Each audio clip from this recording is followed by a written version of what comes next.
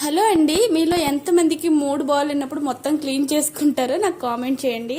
నాకు ఎందుకు ఈరోజు చాలా చిరాగ్గా అనిపించింది అనమాట. సో షాప్లోనే కొంచెం స్టాక్ వస్తే అదంతా క్లీన్ చేసి సర్దుతున్నాను అనమాట.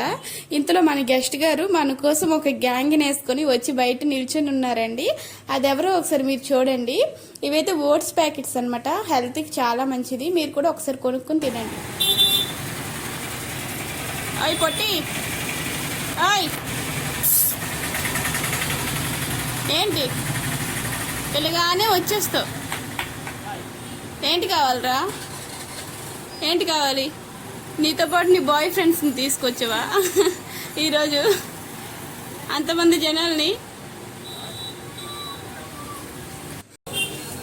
చెప్పు, ఏం కావాలి? ఏం కావాలి?